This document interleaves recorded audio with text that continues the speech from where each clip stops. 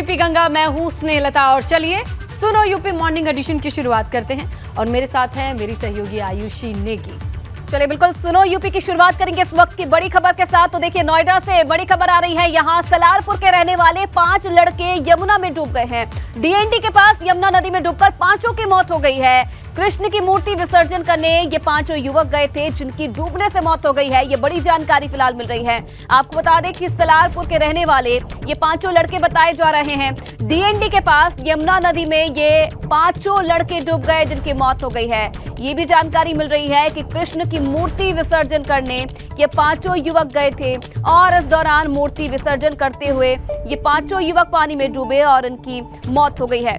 DND के पास यमुना नदी में ये 5 युवक पहुंचे थे। कृष्णा की मूर्ति विसर्जन करने ये 5 युवक गए थे और लगातार देखिए नदियों का जलस्तर एक तरफ बढ़ा हुआ है और नदी में डूबने से इन 5 ही युवकों की मौत हो गई है। ये बड़ी खबर आप देख रहे हैं। सलारपुर गांव के ये 5 रहने वाले बताए जा रहे हैं जो कि डीएनडी के पास यमुना नदी में पहुंचे थे। कृष्ण की मूर्ति का विसर्जन करने ये 5 युवक पहुंचे थे और विसर्जन के दौरान ये 5 युवक पानी में डूब गए और इनकी मौत हो गई। नोएडा से बड़ी खबर आप देख रहे हैं इस वक्त की।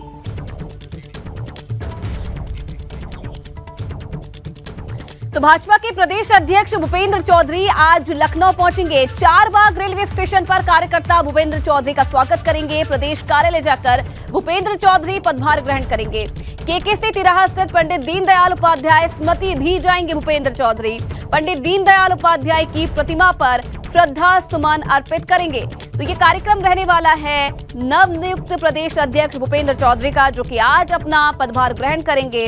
लखनऊ में भव्य स्वागत की तैयारी है। पंडित दीनदयाल उपाध्याय की प्रतिमा पर भी श्रद्धा सुमन अर्पित करेंगे। साथ ही साथ आपको बता दें कि जो तमाम कार्यकर्ता है उनके स्वागत के लिए पहुंचेंगे। 4 बाग रेलवे स्टेशन पर उनका स्वागत किया जाएगा। प्रदेश कार्यालय जाकर भूपेंद्र चौधरी अपना पदभार ग्रहण करेंगे। तो ये आज का कार्यक्रम रहने वाला है।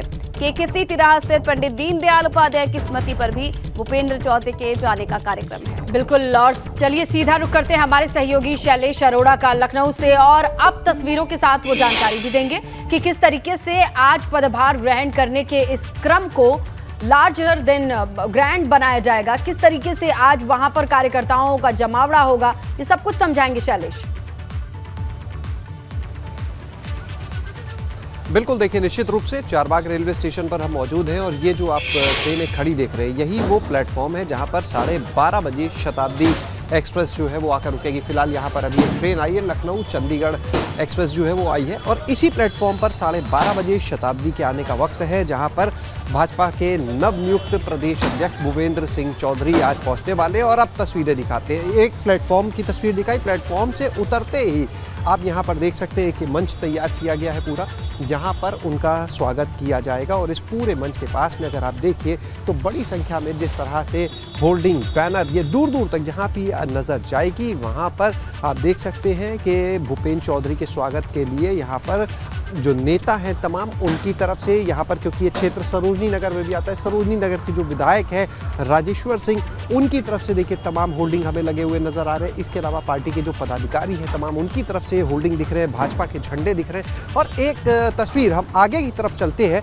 एक रथ हमें नज़र आ रहा है, उसकी तरफ हम चलते हैं और देखते हैं कि क्या ये वही रथ है जिससे भूपेंद्र चौधरी को आज ले जाया जाएगा, क्योंकि फूलों से सजा हुआ एक रथ हमें अभी अभी बिल्कुल थोड़ा सा दूरी पर नज़र आ रहा है। बहरहाल तब तक वहाँ तक पहुँचते हैं, तब तक आप पूरा नज़ारा देखिए, ये जितने भी होल्डिंग है। और अगर हम पूरे लखनऊ शहर की बात करें, जो रूट है भाजपा कार्यालय तक का, तो वहाँ की हम आपको खास बात की बताएं, 4 बाग रेलवे स्टेशन से जैसे ही भूपेंद्र चौधरी का काफिला बाहर निकलेगा तो एक मंच स्टेशन के बाहर मिलेगा। उसके बाद जरा सा आगे ही जाकर पंडित दीनदयाल की प्रतिमा लगी है, एक स्मृतिका है वहाँ पर, वाटिका वहाँ जाकर भूपेंद्र चौधरी पुष्पार्पण करेंगे, माल्यार्पण करेंगे और उसके बाद वहाँ पर भी कुछ लोगों को संबोधन देके वो आगे बढ़ेंगे। इसके बाद महाराणा प्रताप की रास्ते में एक जगह प्रतिमा आएगी, वहाँ पर भी पुष्पार्पण। और देखिए वही रथ है जिस पर आज भूपेंद्र चौधरी जो है वो निकलेंगे लखनऊ में पहली बार आज पहुंचने के बाद नवनियुक्त प्रदेश अध्यक्ष। ये देखिए फूलों से इस रथ को सजाया जा चुका है,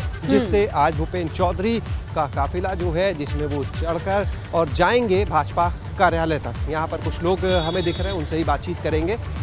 आप लोग इस रथ के साथ में ही हैं? गाड़ी के साथ। हाँ, गाड़ी से भूपेंद्र जी जाएंगे? ये हाँ, इसी से जाएंगे भैया। तैयार हो गई पूरी गाड़ी? बिल्कुल, गाड़ी तो तैयार खड़ी है। आप ही चलाने वाले? हम ही चलाने वाले। आप चलाएंगे? ये भाजपा के तो नए इस रथ प्रदेश के अध्यक्ष आ रहे हैं, यही उनको लेके आप साथी हैं पहली बार और जाएंगे, ये रथ कितना भी आप आपके कैमरे से खूब दिखाई दे रहा है। तो ये देखिए, बिल्कुल, तो देखिए इस रथ के जो सारथी हैं वो काफ़ी उत्साहित भी हैं और चेहरे पर खुशी दिख रही थी। ये देखिए, ये पूरा भगवामय रथ और इसके बाद में ये रेड कारपेट बिछाया गया है। इस रथ की जो सीढ़ियाँ हैं इसके ऊपर ये देख सकते हैं आप, ये रेड कारपेट। इस रेड कारपेट के बाद आगे की तरफ चलते देखते हैं अंदर इस रथ में। और ये कैबिन ये देखिए ऊपर एक प्लेटफॉर्म टाइप का बना हुआ है कि जब यहाँ पर वो निकलेंगे तो देखिए जो जनता है, जो पार्टी के नेता हैं, जो कार्यकर्ता हैं, उनको अभिवादन देने के लिए, और ये वो रथ होगा। और इस रथ के आगे एक रथ आपको और दिख रहा है जिस पर मीडिया लिखा हुआ है। मीडिया कर्मी जो होंगे वो इस रथ के साथ साथ चलेंगे, वहाँ से कवरेज पूरा होगा। और ये पूरा रेलवे स्टेशन आप देख लीजिए, ये तो यहाँ सजा है। और हम आपको, अपने दर्शकों को तस्वीरें कुछ ही देर में बाहर की भी दिखाएंगे, क्योंकि ये व्यवहारिक रूप से संभव नहीं कि हम रेलवे स्टेशन से बाहर जाकर पूरा रास्ता भी अचानक दिखा पाए, लेकिन कुछ देर के अंदर, कुछ मिनट में हम वो तस्वीरें भी दिखाएंगे। कितना भव्य सजाया गया है, जगह जगह होल्डिंग, बैनर, झंडे जो लगाए गए हैं, जहां पर उन्हें माल्यार्पण करना है वहां पर किस तरह की तैयारी की गई है। तो भाजपा के नवनियुक्त प्रदेश अध्यक्ष को लेकर ये भव्य तैयारी है। पार्टी कार्यालय पर मुख्यमंत्री योगी आदित्यनाथ, डिप्टी सीएम केशव प्रसाद मौर्य, ब्रजेश पाठक, इसके अलावा जो निवर्तमान प्रदेश अध्यक्ष है स्वतंत्र देव सिंह वो रहेंगे, संगठन महामंत्री धर्मपाल सिंह मौजूद जो रहेंगे। पूरा फ्रेम है वो अच्छी तरीके से इशारा कर रहा है शैलेश कि बस इंतजार है, अब इस बड़े जुलूस को हम देखेंगे आगे बढ़ते हुए कार्यकर्ताओं के साथ। आप नजर बना करके रखिएगा शैलेश। फिलहाल की जानकारी और तस्वीरों के लिए शुक्रिया। अब आगे बढ़ेंगे, बात करेंगे ट्विन टावर ब्लास्ट के बाद मलबा चैलेंज की, जिसे हटाना चुनौती से कम नहीं है।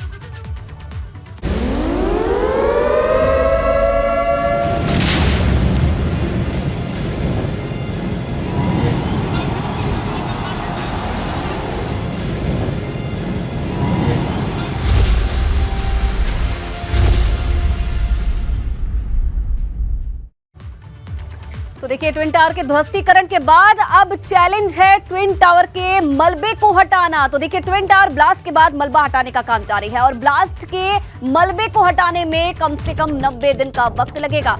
आसपास की सोसाइटी में रह रहे परिवार अब घर पे लौट रहे हैं। आज भी कई जो परिवार है हाउसिंग सोसाइटी में लौटेंगे। ब्लास्ट पॉइंट के पास पुलिस बल तैनात है। तो देखिए, लोगों के लौटने का सिलसिला शुरू हो गया है और अब प्रशासन के सामने सबसे बड़ी चुनौती है कि कैसे जो ये ट्विन टावर का मलबा है इसे हटाया जाए। हालांकि ये भी बताया जा रहा है कि कम से कम 90 दिन का जो वक्त है इस मलबे को हटाने में लग सकता है। तमाम जो गाड़ियां हैं उनकी मदद से इस मलबे को हटाने का काम भी शुरू हो गया है और जो लोग आसपास की सोसाइटी में रह रहे थे उन्हें उनके लौटने का सिलसिला भी शुरू हो गया है। तो कल ब्लास्ट हुआ था, सबसे बड़ी चुनौती थी कैसे ध्वस्तीकरण की इस पूरी कार्रवाई को अच्छे से किया जाए, सुचारू रूप से किया जाए। और अब ट्विन टावर के ध्वस्त होने के बाद प्रशासन के सामने कहीं ना कहीं चैलेंज है कि कैसे जो मलबा है उसे हटाया जाए। 90 दिन का वक्त है, 90 दिन का समय लगेगा और उसके बाद पूरी तरीके से जो ये मलबा है ये साफ हो पाएगा।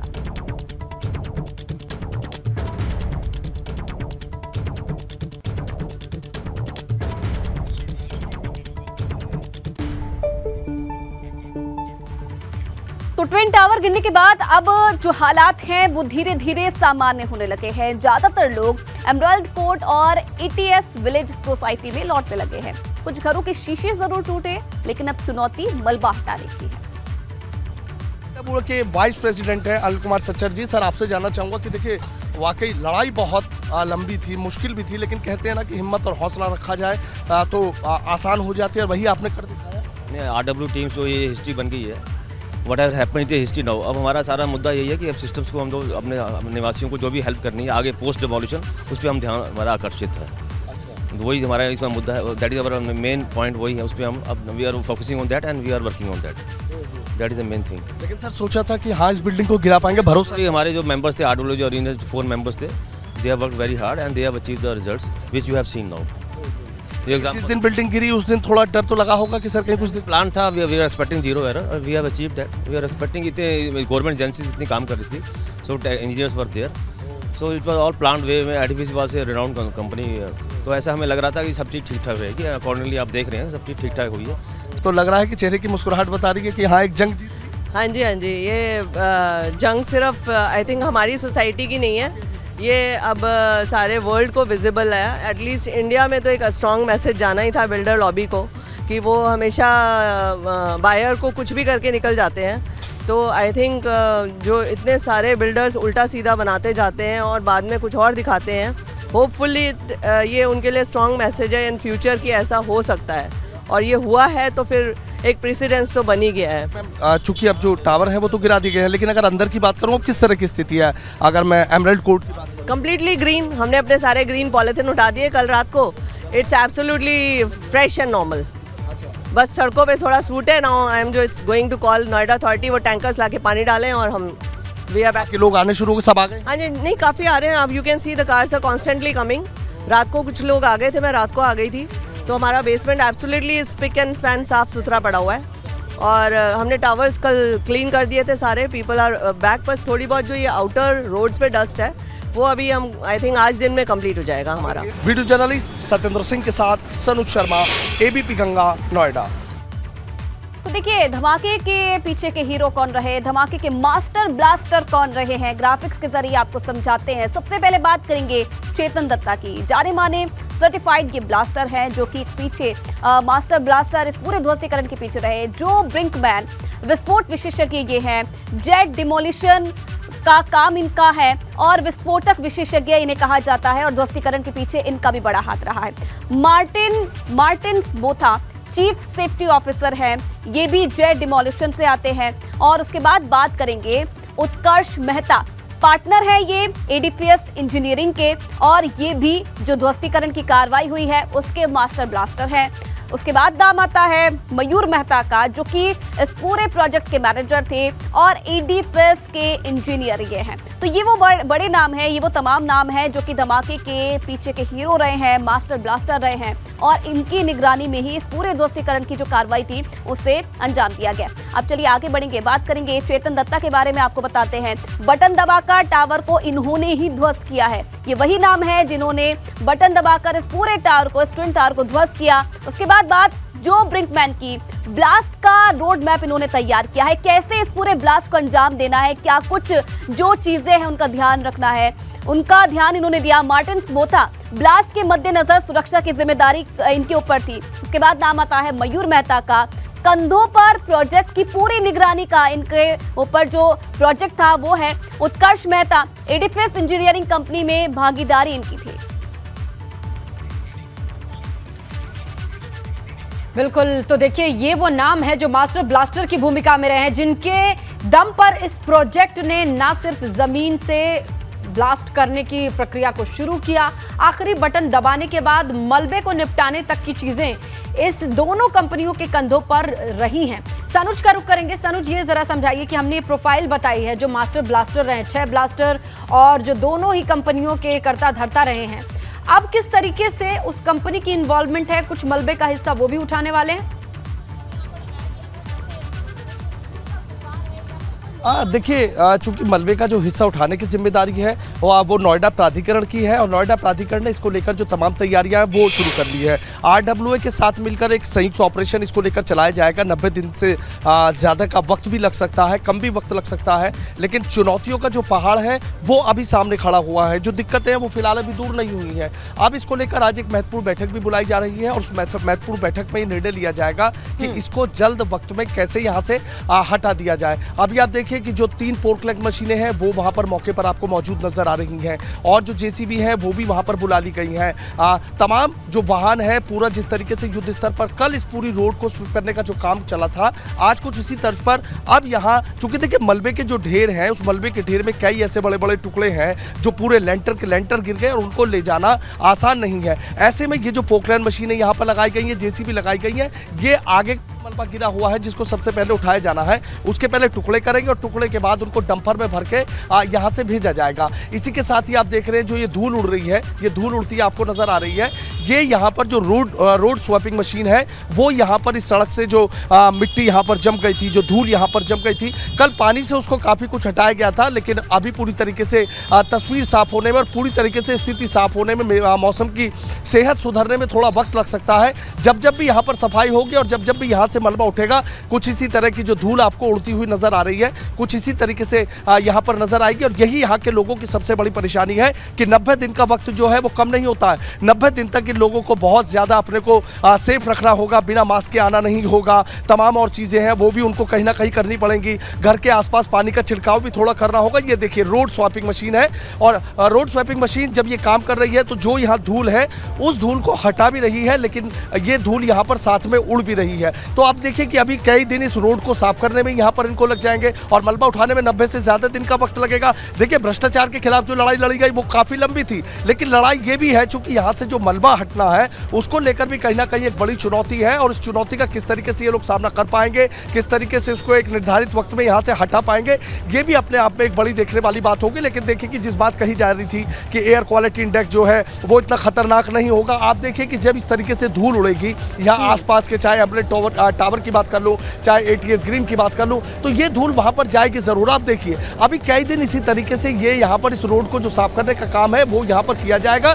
ये रोड स्वैपिंग मशीन जब पूरी तरीके से इसको यहाँ जितना भी धूल है वो कई दिन में इस तरीके से इस पूरे बॉक्स में हो जाती है, उसके बाद जाके इस बॉक्स को कहीं डंपिंग ग्राउंड में वहाँ पर पलट दिया जाता है। तो आप ये तस्वीरें देख लीजिए, अभी यानी जो चुनौतियाँ हैं वो चुनौतियाँ कुछ इसी रूप में लोगों के सामने रहेंगी। वो बात अलग है कि एमलेट कोर्ट सोसाइटी RWA ने एक लंबी लड़ाई लड़ी और उसके बाद भ्रष्टाचार की इमारत को गिरा दिया गया। अब यहाँ इमारत की जगह जो ढेर है वो मलबे का ढेर जरूर नजर आ रहा है, लेकिन परेशानियां किस तरह की है वो देख लीजिए। दूसरा देखिए लोगों का जो जमावड़ा है वो भी यहाँ एमरेल्ड कोर्ट सोसाइटी के बाहर आप देख लीजिए। पहले लोग यहाँ पर जो ट्विन टावर है सोसाइटी के पास की तस्वीरें दिखा रहे हैं, लोगों की भीड़ दिखाई दे रही है बहुत सारी, जो अभी भी मौके पर मौजूद हैं।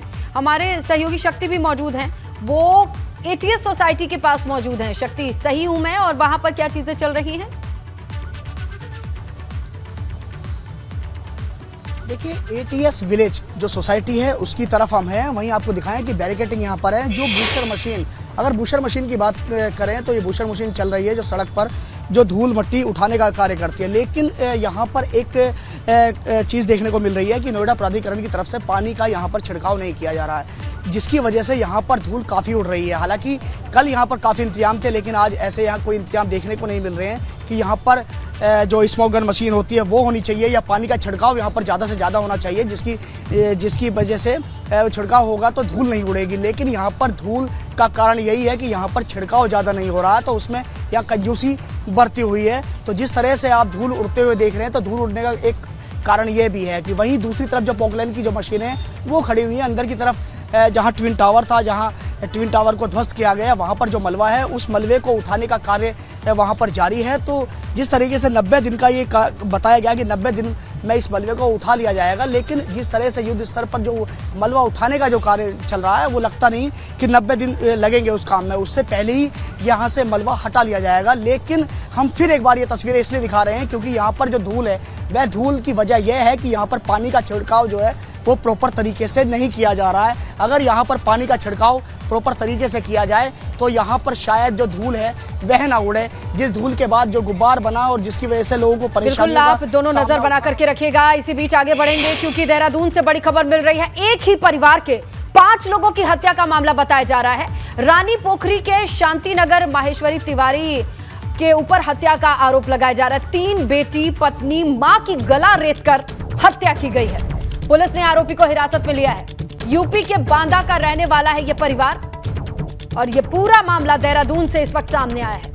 5 लोगों की हत्या का मामला, 3 बेटी, पत्नी और मां की गला रेत करके हत्या। ज्यादा जानकारी सहयोगी रवि कैतुरा से लेते हैं। रवि, क्या है ये पूरा मामला? बिल्कुल सुनीता, देखिए ये 5 लोगों की हत्या का मामला है और हालांकि पुलिस ने इसमें आरोपी को गिरफ्तार कर दिया है। जो 5 लोग हैं उसमें उसकी मां है, पत्नी है और 3 बेटियां हैं जो कि 13, 9 और 11 वर्ष की हैं। ऐसे में इसके पीछे पूरी वजह क्या रही ये तो पुलिस अभी जानकारी जुटा रही है, लेकिन फिलहाल जो आरोपी है वो बांदा उत्तर प्रदेश का रहने वाला है और यहाँ पर इनका परिवार रानी पोखरी में रहता था। जब ये सूचना पुलिस को मिली है तो पुलिस यहाँ पर पहुंची है। जो सभी लोगों की हत्या की गई है वो गला रेत से हत्या की गई है और ऐसे में परिवार में जितने भी लोग थे 5 लोगों की हत्या हुई है और सिर्फ आरोपी ही इसमें जो हत्या करने वाला है उसकी लगातार पुलिस तलाश कर रही थी और वो अब पुलिस के हाथ से चढ़ गया है। ऐसे इसके पीछे कोई पारिवारिक कलेश था या फिर कोई और वजह, इस पर अभी पुलिस जानकारी जुटा रही है। बिल्कुल रवि, ये वारदात चौंकाने वाली है। कहां से मिला है ये शख्स? बिल्कुल सुनीता, देखिए ये रानी पोखरी देहरादून का एक जगह है जहाँ पर ये जो घटना है ये पूरी हुई है और इस घटना के बाद ही पुलिस को सूचना दी के आसपास के लोगों ने, तब जाकर पुलिस तक पहुंची है। तो रानीपुर डोईवाला की ये घटना है जहाँ पर जो आरोपी है महेश कुमार, ये अपने परिवार के साथ रहता था। हालांकि मूल रूप से प्रदेश का रहने वाला है, लेकिन यहाँ पर अपनी पत्नी, अपनी माँ और 3 बेटियां उसके साथ रहती थी। लेकिन अचानक ही उसने 5 लोगों को गला रेत कर हत्या कर दी। बड़ी बेरहमी से हत्या हुई है, जहाँ पर पुलिस अब पूरी ये जानने की कोशिश कर रही है, आरोपी इसमें बचा हुआ है कि आखिर इसके पीछे वजह क्या थी और जिस तरीके का नरसंहार हुआ है, ऐसा करने के पीछे आरोपी की मंशा क्या रही होगी, क्या कलेश था, क्या वो कोई मानसिक रूप से परेशान था या फिर परिवार के अंदर कोई ऐसी वजह थी जिसमें उसने अपने 3 बेटियों को मार दिया, अपनी माँ को मार दिया और अपनी पत्नी को भी मार दिया। ऐसे लोगों की साइकोलॉजी के लिए क्या पुलिस मेडिकल टीम या साइकोलॉजिस्ट या मनोवैज्ञानिकों का सहारा ले रही है? बिल्कुल सुनीता, देखिए क्योंकि इन तमाम चीजों को जाना जाएगा कि आखिर क्योंकि एक बहुत बड़ी घटना है कि अपने परिवार के 5 लोगों को मार देना, तो ऐसे में जो मनोवैज्ञानिक है उनसे भी ये परीक्षण कराया जाएगा कि इसकी वजह क्या है। हो सकता है कि आरोपी को अभी हिरासत में लिया है क्योंकि अभी आरोपी कुछ भी कहने के लिए तैयार नहीं है। तो ऐसे में जो गला रेत से हत्या हुई है यह प्लानिंग पहले से बनाई गई थी, क्योंकि जिस हथियार से गला रेत से हत्या हुई है ये सामान्य अपराधी नहीं है, ये सामान्य अपराधी नहीं है। बहुत अलग तरीके का मानसिक स्थिति होनी चाहिए कि अपने ही माँ को, बीवी को और अपनी 3 बेटियों को कोई इस तरीके से, इतनी बेरहमी से मौत के घाट उतार दे। ये चौंकाने वाला मामला है, सनसनीखेज मामला है। देखते हैं कि इसकी परतें खुलती हैं तो क्या फैक्ट निकल करके आते हैं। रवि, शुक्रिया तमाम जानकारी के लिए। इसी के साथ सुनो यूपी मॉर्निंग एडिशन में फिलहाल इतना ही।